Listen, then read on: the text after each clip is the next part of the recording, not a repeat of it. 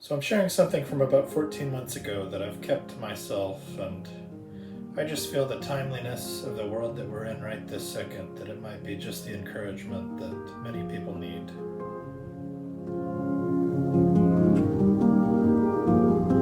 I want to share a recent experience that I had with you that I think will mean something to more people than just myself.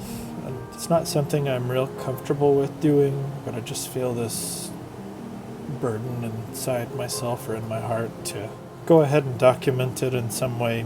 I was on a vacation with my spouse, and we'd gone to a Diamondbacks baseball game, had a nice night out, enjoyed a hot dog, all the proper baseball game sort of fare that you would have. And had some coffee before bed, came back and watched a movie. We were pretty worn out. It had been a long day, so we laid down, went to sleep. I feel like I had the most profound dream that I've ever had in my entire life. And I've struggled not to know whether the dream didn't carry more weight. I'll just try to explain the high-level details that I can remember, and hopefully there's a message in here for everybody.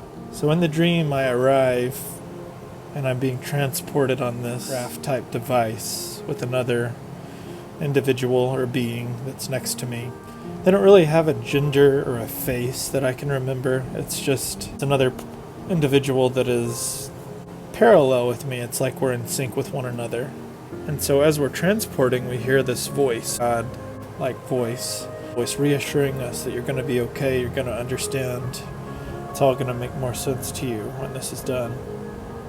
And so we're flying through some kind of unfamiliar areas, and I believe that this device is actually pretty small that we're transporting on. It's as if there's this feeling inside both me and my partner there that we're not supposed to be seen. We're supposed to be just blend in, and so we're afraid we're going to be spotted or caught. And God reassures us in this time to not worry about it, that it's something that only individuals that are in tune with such a thing would notice.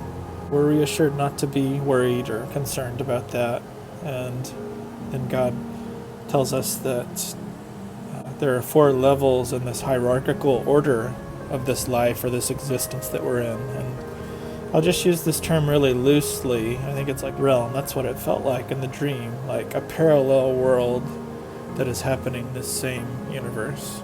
We're referred to as cadets, and we're on the 1st level. And God tells us that we're not going to struggle to advance. But me and this other individual are conversing, and we're struggling. We're communicating a lot verbally still, and we kind of have this guilt about us that makes us feel like we're only supposed to be communicating telepathically. So as we start to get the hang of that, that is what we start doing. God is almost playful with us in this situation, telling us, hey, it's okay. It's okay. Everybody's got to learn. There's a learning curve here. We don't expect you to figure it all out overnight. And so we're hoisted into this kitchen, and there's all these other individuals or beings all together preparing meals, and it's like a fine-oiled machine, just seeing how it all works. And you can see that there's supervisors and there's people underneath, and they're all trying to carry out their work and do their thing, and ultimately take the food out to this room full of customers that are nearby.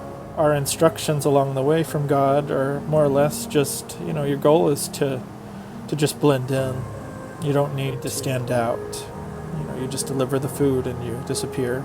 You're there to serve and to lead and to love. And he says that's one thing that all of you guys get wrong this day and age in your existence. There's a dissonance. There's a disconnect from how I created you to be compared to the way that you are, the way that you're acting.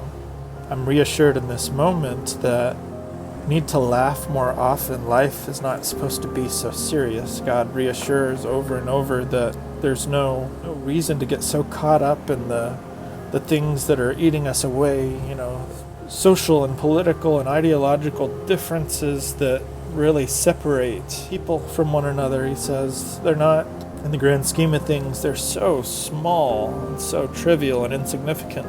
Your primary call is to just love and to serve and to take care of one another.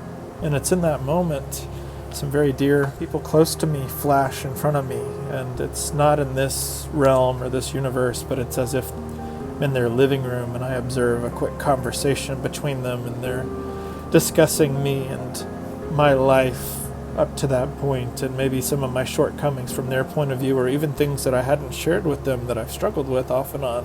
God's voice chimes in to me and to this other individual. This is just a slice of where all this dissonance comes from, and in all reality, there's no reason for you to be so caught up in these struggles or these worries, or to be owned by these negative thoughts or feelings. You just have to let it melt away, let go of it, and focus on just taking care of people, and to laughing more, and just being present in the moment, not being on autopilot. Your world, the world that you're in, tells you to be on autopilot. It's like all the boxes, everything is checked off and figured out and decided for you. There's not a lot of free thinking anymore, and I want you to think freely. I want you to experience life. And so he says, you can still love these people, but you can no longer allow them to consume your every thought or your feeling.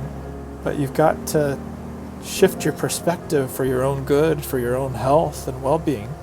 I feel like we tilted to a parallel world for a minute, where the other individual that was with me went through a very similar thing, and the message was just the same. It was like, you need to laugh more and let go of the things you can't control.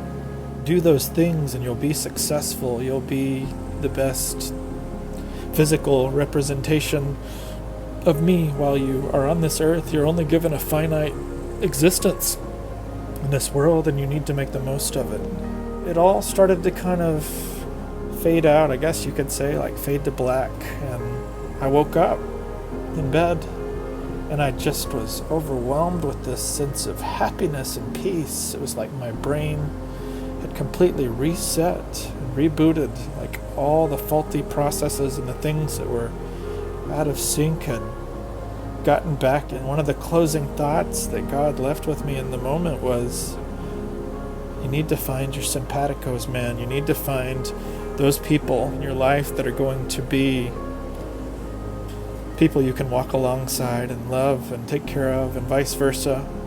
And then he says, we'll be waiting for you. As I get up and step into the other room, it's like I'm just overwhelmed with this flood of excitement and emotion. I feel so nervous to share, or don't know what to say, so I try to write it all down as best as I can in like a bullet point sort of format. And I still feel that this is too significant or spiritual an event to ignore, or to not bring up and share with a wider audience at a time in my life when I had finally taken some time to take a last minute vacation and to rest and to spend some time with somebody that was important to me. I think sometimes how we translate this into real life is just realizing that we need to be present with who we're with, and to love them as best as we can right then in that moment, to laugh more, and to be the person that we're called to be, and to just love our neighbors. It's a real simple message. I believe it's the most spiritual of messages. It's the message of Jesus. It's simple. Love God and love people, and the rest will fall into line. So I hope this message means something to you as it does to me. I'm still smiling. I still have pieces of where I was before. I'm not saying I'm a brand new person. I still struggle. I still get anxious and whatever else, but my entire perspective is just like flipped upside down. And because of that, I feel like I'm just open to a whole new world of opportunity to love and be the best neighbor I can be.